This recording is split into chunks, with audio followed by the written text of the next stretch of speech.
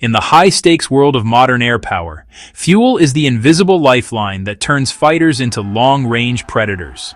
On November 21, 2025, a Boeing KC-135 Stratotanker touched down at India's Agra airbase, a quiet arrival that whispers big questions.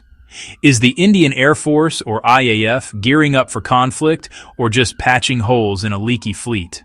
Imagine a squadron of Rafale jets screaming toward a border skirmish only to limp home on fumes. That's the nightmare the IAF has faced for years. With just 6 Russian IL-78 MKI tankers acquired in the 2000s, the force's aerial refueling capacity hovers at a dismal under 50% serviceability. Spare parts shortages, exacerbated by the Ukraine war and Western sanctions on Russia, have grounded these workhorses, leaving India's fighters with clipped wings.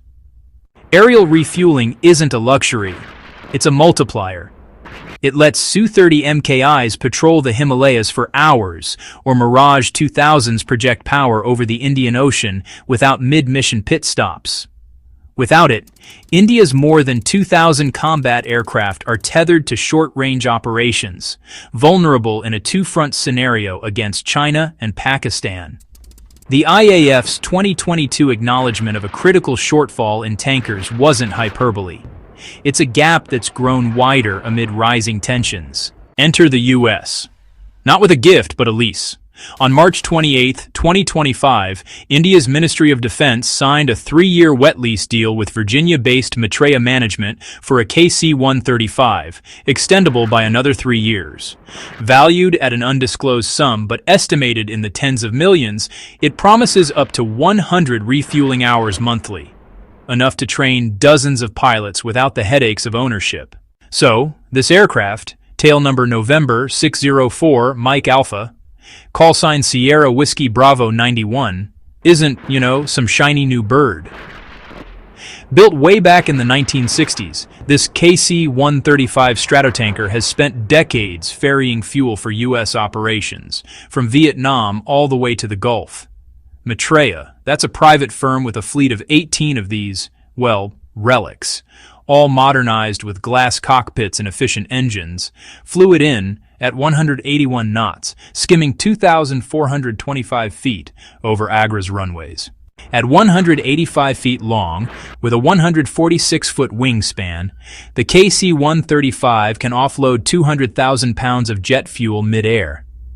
It uses a rigid boom for heavy receivers like the C-17 Globemaster or drogue pods for fighters. For the Indian Air Force, it's kind of like a Swiss Army knife, compatible with probe and drogue systems on Rafales and Su-30s, plus multi-point refueling reels for versatility. Stationed at Agra, which is home to the IAF's airborne warning and control systems, it slots right into training circuits, simulating everything from high-altitude Himalayan hookups to carrier operations for MiG-29Ks. But here's the hook. This isn't actually a buy. It's a wet lease, meaning Metrea provides the plane, the pilots, the mechanics, and even the fuel. The IAF pays by the hour, offloading all the logistics for a, plug-and-play boost. It's actually India's first commercial aerial refueling lease, a pragmatic pivot from those stalled indigenous projects, like the DRDO's mid-air refueling probe. Combat ready? Not so fast. The user's query nails a raw truth. This tanker can't be used in war. Why? The contract's fine print screams training only. Wet leases come with ironclad clauses barring combat deployment. Metrea's crews, U.S. citizens under FAA regulations, aren't cleared for hot zones, and the deal explicitly covers training sorties and exercises, not frontline operations. In wartime, invoking the lease could trigger diplomatic headaches, insurance voids, or outright withdrawal. Picture a mid-crisis email from Virginia. Sorry boys, contract says no. This echoes past stopgaps. In 2023, India borrowed a Royal Australian Air Force KC-30A for exercises, but it vanished when drills ended. Leases buy time, not teeth. Critics, including retired IAF brass, call it a band-aid on a bullet wound. Fine for honing skills, but useless when missiles fly. The KC-135's age, pushing 60, adds irony. It's a Vietnam-era veteran propping up a force eyeing sixth-generation fighters. Yet, this no-war tag belies deeper strategy. By flooding the pipeline with 1,200 annual training hours at 100 per month, the IAF is building muscle memory. Pilots logging boom drogue transfers today could mean seamless operations tomorrow when real tankers arrive. It's readiness by proxy, prepping for war without the full arsenal just yet. Decoding the Indian Air Force's war posture. Does this mean the IAF is, ready for war but not yet fully capable? Absolutely, in the chess terms of deterrence. India's air doctrine really hinges on what's called proactive offense, but refueling shortfalls cap endurance at about 1 to 2 hours over targets. The KC-135 lease plugs that training void, letting squadrons like No. 17, the Golden Arrows flying Rafales, practice extended patrols. That's vital, especially amid Ladakh standoffs and Andaman patrols. Readiness metrics paint a mixed picture. The Indian Air Force, or IAF, boasts 30 squadrons, down from a sanctioned 42, with 272 Su-30s, 36 Rafales, and 59 MiG-29s probe-equipped for aerial refueling.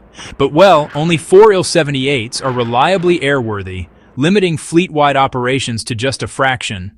This lease, plus a parallel French A330 MRTT deal for exercises, signals urgency. Beijing's Y-20U tankers and Islamabad's Saudi-loaned IL-78s outpace India's patchwork. Broader procurement whispers escalation. October 2025 saw requests for proposals for 80 medium transport aircraft, or MTA, eyeing Lockheed's C-130J or Embraer's KC-390, dual-role haulers that could serve as tankers too. A $5 billion Make in India push aims for local assembly, but delays persist.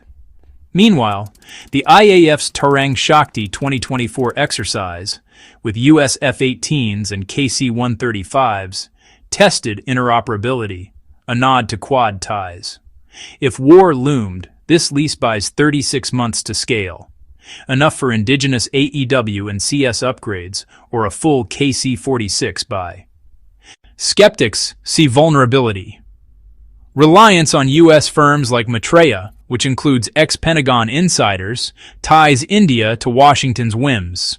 A Trump 2.0 pivot could yank support, as seen in the 2018 CATSA threats over S-400s.